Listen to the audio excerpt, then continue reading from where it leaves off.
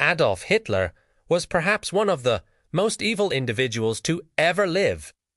He was a soldier, an artist, a dictator, a leader, and most of all, a monster who would later become the most powerful man in Germany. He created a society that hated anyone who was different from them. And when he thought he had everyone under his control, he went mad and decided to take over Europe. But how did he do it? How did Adolf Hitler go from a normal soldier to an absolute dictator? Well, that's what we're going to find out in today's video, so sit back and let's get into it. Adolf Hitler was born on April 20th, 1880, in Austria, and he was born into a middle-class family. His father, Alois, was a customs official while his mother, Clara, was a housewife. He grew up in a small town called Braunau am Inn, where he attended elementary school. As a child, Hitler was described as being intelligent, but also as being lazy and a class clown. He was also said to be very artistic.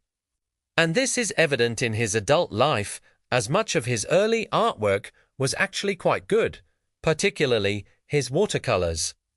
At age 14, Hitler moved with his family to Vienna, the capital of Austria, where he continued his education at a high school. However, in 1905, after failing his entrance exams for art school, Hitler ran away from home and lived on the streets. During this time, he became involved with various street gangs and developed a strong sense of nationalism and anti-Semitism. He also began to develop his political views during this time. He started reading books on socialism and communism, and he became convinced that these ideologies were the key to the future of humanity. He joined the German Workers' Party, which later became known as the Nazi Party. This was a political party that was founded on the principles of extreme nationalism and anti-Semitism. Hitler quickly rose through the ranks of the party, and by 1919, he was one of its leaders.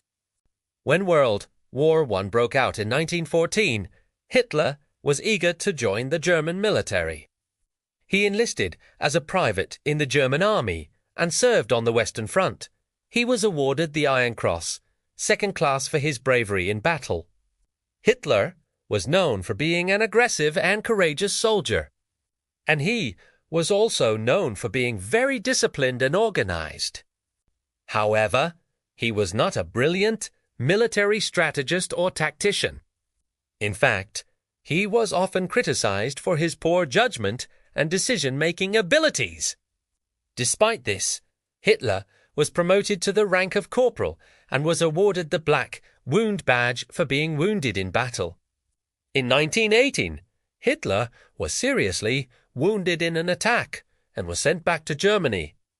He spent several months recovering from his injuries, and during this time, he began to develop his political ideology. He wrote down the main points of what he believed in, which included extreme nationalism, anti-Semitism, and the need for a strong leader to take Germany out of the economic crisis. This ideology would become the basis for Nazism, which would later take over Germany. When the war ended in 1919, Hitler was demobilized from the army and he returned to Munich. Here, he met Anton Drexler, a leader of the German Workers' Party, and he soon became a member of the party himself.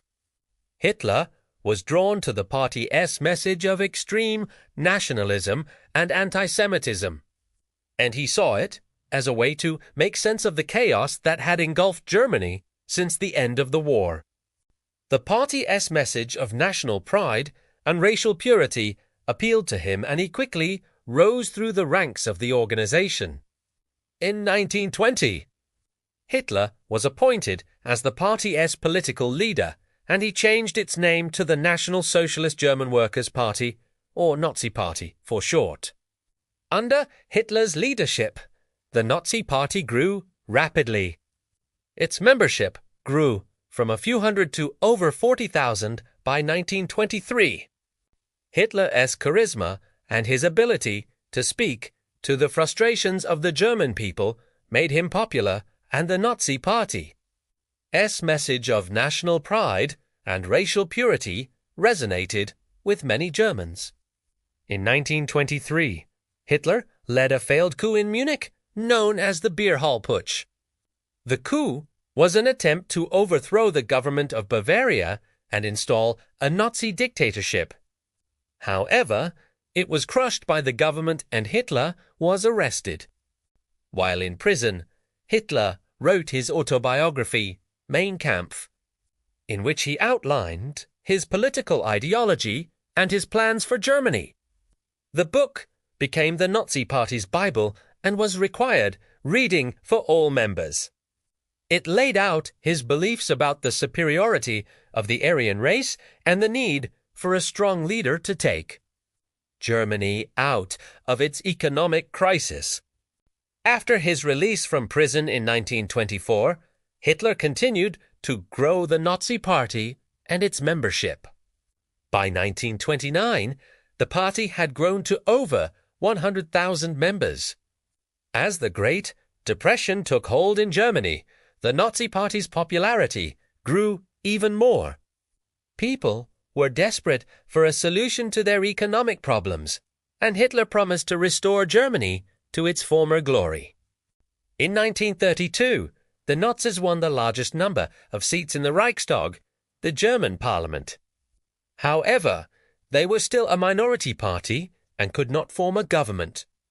In January 1933, President Paul von Hindenburg appointed Hitler as Chancellor of Germany.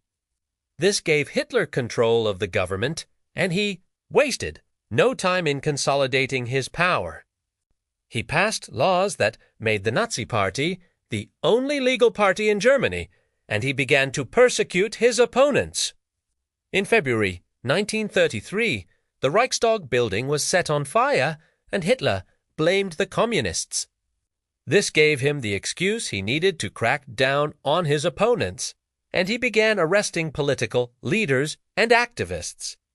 On March 1933, Hitler appointed himself as dictator of Germany. He held a referendum in which the people were asked to vote on whether he should have the power to make laws. Of course, the answer was yes. And so Hitler became the most powerful man in Germany.